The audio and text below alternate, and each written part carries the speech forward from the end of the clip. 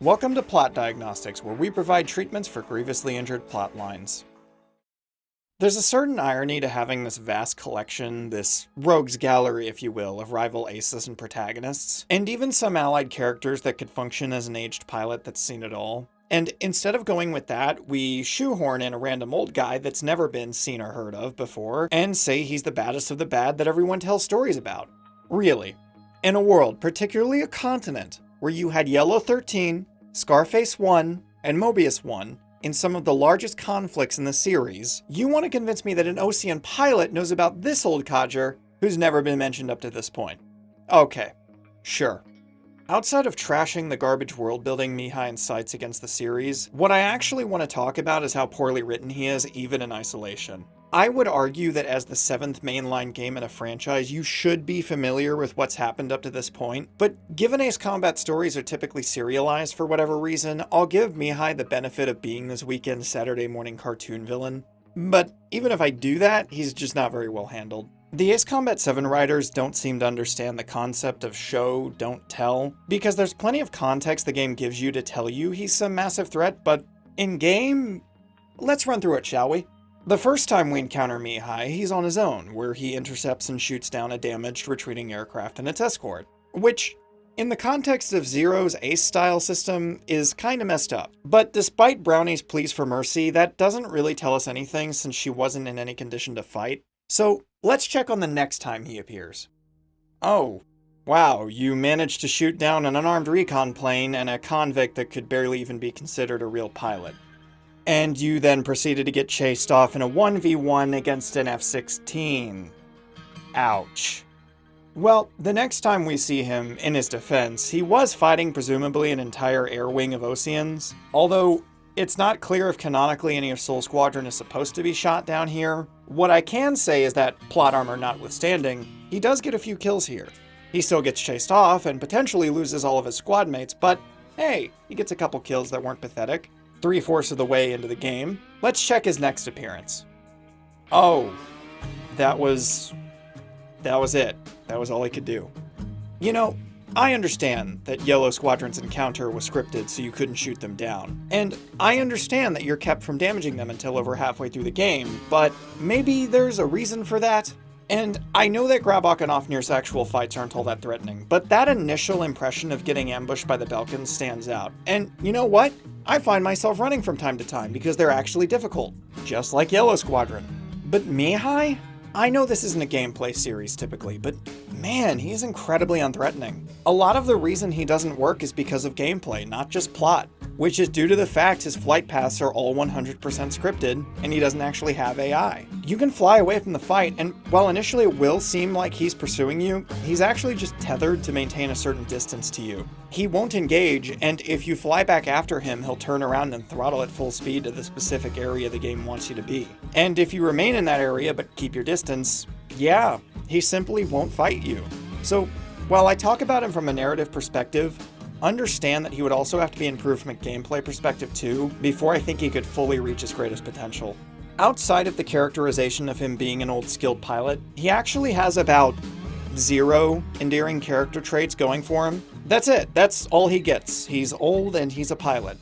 We get hints in game of Mihaly being a sort of mentor to Soul 2, but ultimately, the only thing we get out of him is just him desiring to fly, and I'm sorry, but an unending obsession with wanting to do something like aerial combat just isn't a character trait, as much as the writers of this game want it to be. Most people, even exceptional people, have hobbies and interests outside of the primary thing they're good at. Yet this is a problem that a lot of writers seem to have, where they dehumanize their characters by making them robots who perform one action and one action only. Except, I lied slightly, because Soul 2 says that Mihaly taught him that drones don't belong in the sky. So, I guess Mihaly is ideological and just doesn't give a shit? Maybe he's greedy and Grunder's paying him the big bucks to do this, so despite that ideological opposition, he doesn't care? No, because he threw away his status as a king, a member of the upper class by default in what is literally a monarchical country. So, I guess that line was a mistake? I don't know, let's just get to the treatment proposals.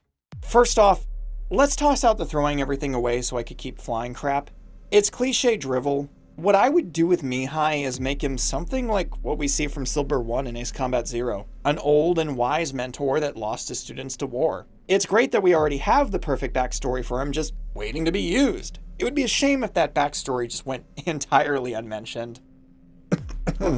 So, yes, I would still have him be Yellow 13's instructor. I would just elaborate on him being a mentor figure for Soul more than he is in game. And because characters usually build and bounce off other characters, I would increase the amount of interactions between him and Soul 2-Wit, and alter their dialogue to be more amicable and have Mihaly act more as a teacher than a begrudging cranky squad leader. To compensate for that, I would have them engage you as a team. Kind of like Yellow Squadron did in Ace Combat 4. Soul 2 clearly has great respect for Mihaly, so all I'd change is to have that go both ways. And ideally, have each of the Soul Squadron members, at least 1 through 3, be actual characters. Although, there is an alternative to that which might also work. Perhaps Mihaly, having lost 13 and by extension all of his students, or at least most capable ones, after all, he would have instructed more than just 13, is distinctly protective of his squadron and doesn't want them engaging more difficult targets, and coddles them due to concern rather than a lack of care. His arc, therefore, would be to learn to take his hands off every once in a while and accept that what happened with Yellow 13 wasn't his fault. Whatever the option, it's certainly better than nothing. I would also explore the conflict Mihaly has regarding his former loyalty to his homeland and the current Erusian government. Again, not hand-waving away actual opportunities at character development. That's an interesting concept to explore. What does Mihaly think of Erusia? What does he think of Oslage and Shilage? What does he think of the man who betrayed him? Does he care that he has royal blood? And does that make him feel as if he has any obligation to his people? The way the game presents it is no to all. He has no thoughts on Erusia, Oslage, or Shilage. He doesn't care who he was betrayed by.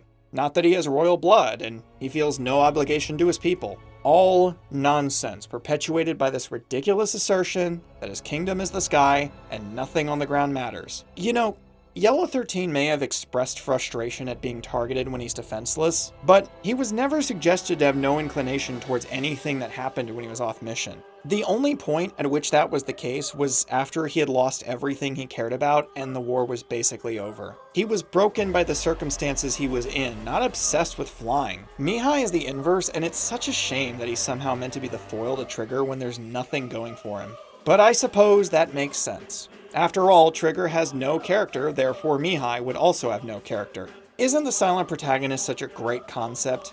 It's wonderful, we must have this in every game forever because Ace Combat 4 happened to come out at the most opportune time possible, and Assault Horizon was terrible for reasons entirely separate from the protagonist's vocal status. It's like how to this day Sonic stories can never be grand in scale, have dark undertones, or have characters act like themselves because of Sonic 06. And yet, ironically, they still managed to create a boss that's more scripted than fucking Markov.